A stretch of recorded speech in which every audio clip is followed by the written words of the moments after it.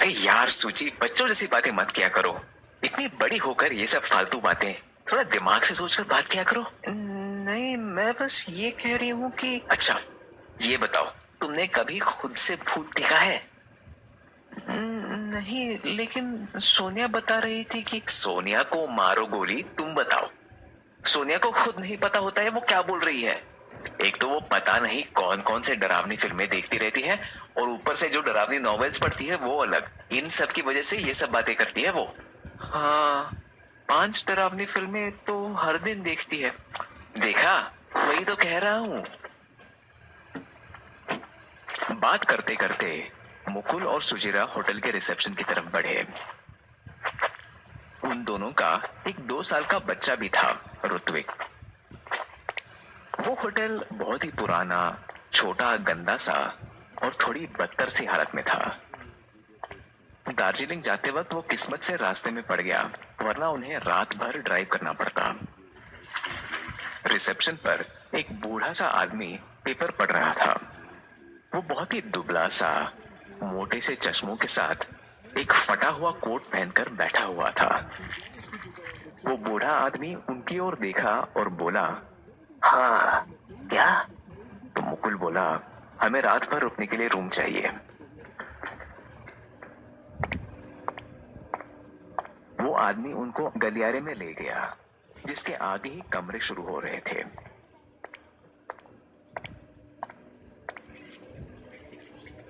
उसको चाबियों के गुच्छों में से एक चाबी ढूंढने में दिक्कत हो रही थी। उसने देखने के लिए गलियारे का छोटा सा बल्ब जलाया।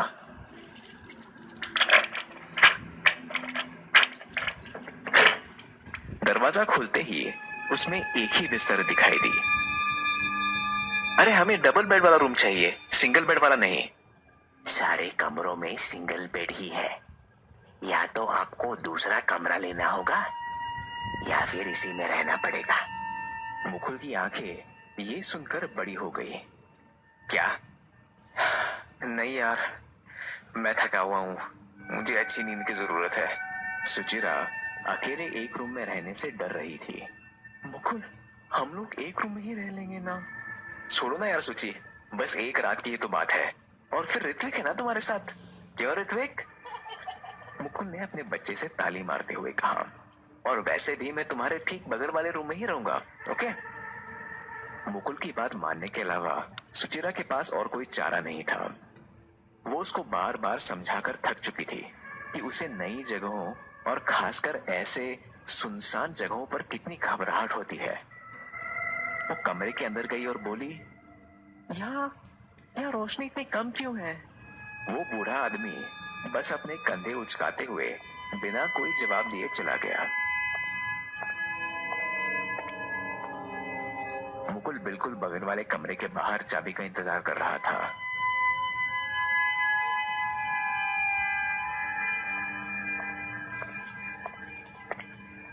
उस बूढ़े आदमी ने मुकुल के कमरे का दरवाजा खोला। मुकुल कमरे के अंदर गया और आदमी से बोला, लाइट जलाएंगे प्लीज? उस आदमी ने काफी कोशिश की, पर लाइट जली ही नहीं। ओह, बहुत बढ़िया, तो इस कमरे में लाइट ही नहीं है।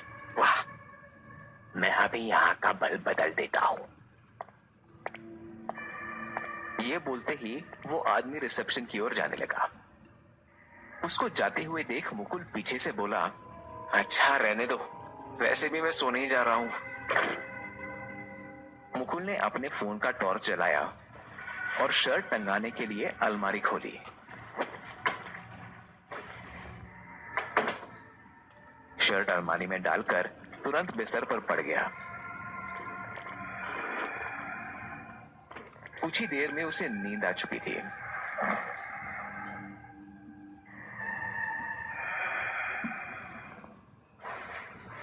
उधर सुचिरा के कमरे में वो अपने सोने की तैयारी कर रही थी।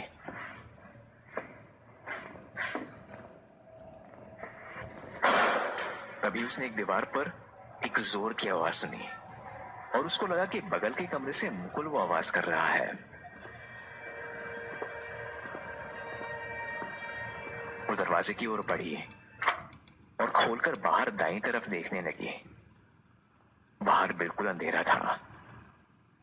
उस पूरे गलियारे में एक बहुत छोटा सा बल्ब हल्की सी रोशनी कर रहा था, बस। तभी वो जैसे दाईं तरफ मुड़ी तो बगल में उस बूढ़े आदमी को खड़ा देख एकदम डर गई। डरा दिया भैया। बूढ़े आदमी ने ऊपर से नीचे तक सुचित्रा के नाइट गाउन को देखा और बोला, कुछ चाहिए क्या? नहीं, कुछ नहीं। अगर चाहिए हो तो फोन पे 9 नंबर। ओके, ठीक है। उसकी हिम्मत नहीं थी कि उस सुनसान और अंधेरे से गलियारे में जाकर मुकुल के कमरे में जाए। इस आदमी ने तो डरा दिया।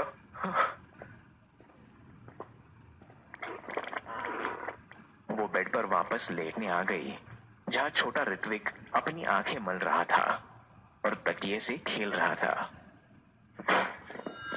तभी फिर एक जोर सी आवाज उसके कमरे की दीवार पर आई। सुचित्रा को लगा कि मुकुल उसको डराने के लिए दीवार पर आवाजें कर रहा है और अजीब सा कुछ बोल भी रहा है। मुकु, मुकु, तुम हो क्या? वो दीवार के पास चली गई। अचानक से वो पीछे गिर पड़ी। इस बार एक बहुत ही ज्यादा तेज आवाज दीवार से आई। तुरंत उठकर डरते हुए वो अपने बिस्तर पर चली गई। कमरे की लाइट खुली छोड़कर वो पूरी कंबल के अंदर घुस गई। छोटा ऋत्विक बिस्तर पर पड़ते ही सो चुका था और इन सब चीजों से अनजान था। तब उस सन्नाटे में कमरे के बाहर से उसे कुछ फुसफुसाहट की आवाजें सुनाई दी।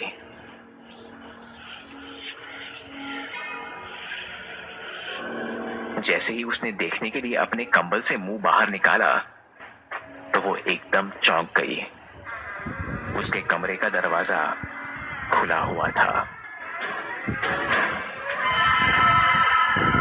उसकी आंखें खुली की खुली रह गई। उसे समझ में नहीं आया कि उसका दरवाजा किसने खोला, जबकि वो अंदर से बंद करके ही बिस्तर पर लेटी थी। शायद उस ठरकी बुड्ढे ने ही खोल दिया होगा।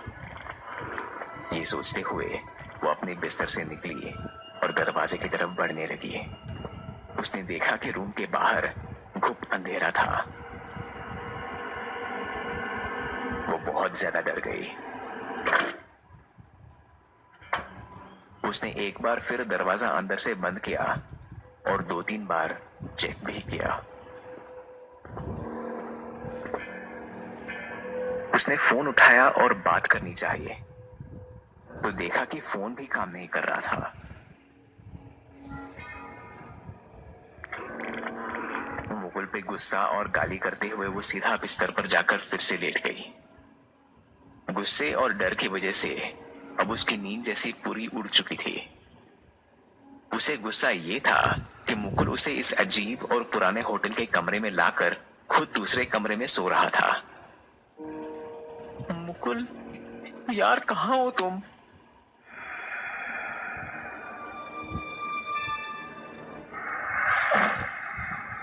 उधर दूसरे कमरे में मुकुल भी परेशान सा ही था। उसे बहुत ही कच्ची सी नींद आ रही थी और ठीक से सो नहीं पा रहा था। अचानक उसके हाथ को किसी ने छुआ और वो एकदम से जाग गया, जैसे किसी चीज ने उसके हाथ को रगड़ सा दिया था। वो आधी नींद में उठा और इधर उधर देखने लगा। अंधेरे में वो अपना मोबाइल ढूंढने लगा और जब कुछ फायदा नहीं हुआ तो वापस सोने लगा।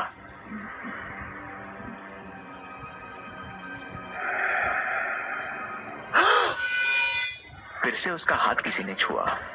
इस बार कुछ पिलपिला सा था, सड़ी हुई सब्जी जैसा। इस बार वो एकदम उछल पड़ा। कौन है? उसे ऐसा लगा कि जैसे कोई उसे पीछे से धक्का देकर उसका दायां हाथ सामने से खींच रहा है। फिर उसका दूसरा हाथ भी कोई सामने से खींचने लगा और उसकी नंगी छाती पर एक जोर का हाथ मारा। उसको यह एहसास हो चुका था कि यह सपना नहीं था और वो इधर उधर देखने लगा। उसने यहां वहां हाथ मारा तो अपना फोन मिल गया। फोन की लाइट जलाकर वो ढूंढने लगा कि उसके कमरे में और कौन था।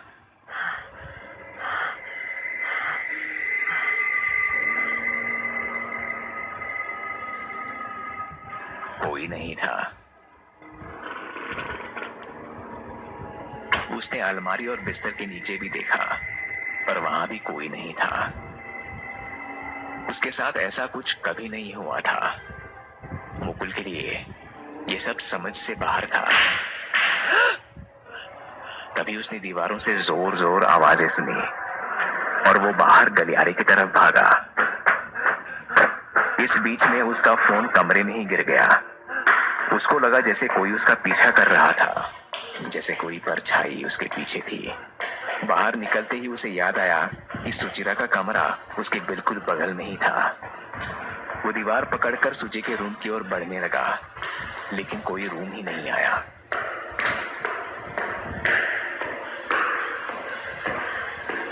मुकुल चलता ही जा रहा था और वो दीवार खत्म ही नहीं हो रही थी। उसे बस उस गलियारे की हल्की सी पीली रोशनी दिख रही थी, पर वो हिल क्यों नहीं पा रहा था। और वो दीवार इतनी लंबी कैसे हो गई थी। उसने अपनी पूरी जान लगाकर आगे बढ़ना चाहा, पर जैसे उसको कोई पीछे खींच रहा था और वो आगे ही बढ़ नहीं पा रहा था। दीवार खत्म ही नहीं हो रही थी। वो जोर से चिल्लाया, सुची, सुची। तभी थोड़ा आगे उसकी दाईं तरफ एक दरवाजा खुला जिसमें से रोशनी आ रही थी। दरवाजे में सुचिरा खड़ी थी। मुकुल, मुकुल, ठीक हो? वो बाहर आई और घबराते हुए उसने मुकुल को जमीन से ऊपर उठाया। मुकुल को वैसी हालत में देखकर वो डर गई थी। वो बहुत ही डरा हुआ और पसीने में भीगा हुआ था। उसके पूरे शरीर पर लाल निशान पड़े हुए थे। वो बस हांफता ही जा रहा था। उसने पीछे पलटकर देखा तो कुछ नहीं था। सुचिरा को देखते ही वो घबराते हुए बोला, चलो चलो यहां से निकलते, चलो निकलते हैं यहां से। सुचिरा कमरे में गई और 1 सेकंड में सामान और बच्चे को लेकर बाहर आ गई। वो भागते हुए रिसेप्शन पर पहुंचे जहां वो बूढ़ा पेपर पढ़ रहा था। दोनों की ऐसी हालत देखकर वो चौंक गया। क्या बकवास जगह है ये? सुचिरा चिल्लाते हुए बोली। क्या हुआ? सब ठीक? यहाँ पक्का कुछ गड़बड़ है। हमें यहाँ से तुरंत निकलना है। ठीक है, बुढ़ा बड़े आराम से बोला। उसने अपना रजिस्टर निकाला और बोला, यहाँ साइन करो और चले जाओ। मुकुल आगे बढ़ा, अपनी जेब से पेन निकाला और साइन करा। वो उस बुढ़े को पैसे दे ही रहा था कि बुढ़ा बोला, तुम्हें अपनी बीवी की सुननी चाहिए थी। वैसे ये लोग किसी को परेशान नहीं करते हैं, अपने में ही रहते हैं। तुमने उन्हें मजबूर किया। क्या मतलब? मैं समझा नहीं। इसके जवाब में वो बूढ़ा बस मुकुल को घूरता रहा। सुचिरा ने मुकुल को खींचते हुए कहा, हो गया, चले। वो गेट की तरफ जा ही रहे थे कि वो बूढ़ा जोर से चिल्लाया, मैडम, आप मेरे होटल का कुछ सामान ले जा रही हैं। ये बोलते हुए बुढ़े ने सुचिरा के कंधे की तरफ इशारा किया। क्या मतलब? मैं तो ऐसा कुछ। तभी सुचिरा ने देखा जो उसने अपने कंधे पर उठाया हुआ था वो ऋत्विक नहीं था, उसके कमरे का ही एक तकिया था जिसे वो ऋत्विक समझकर उठा लाई थी। तभी उन्हें ऋत्विक के जोर से रोने की आवाज उस होटल के गलियारे से आने लगी। मुकुल ने उस बूढ़े को देखा। बूढ़े के चेहरे पर अजीब सी हंसी थी। उन्हें खाना चाहिए होता है।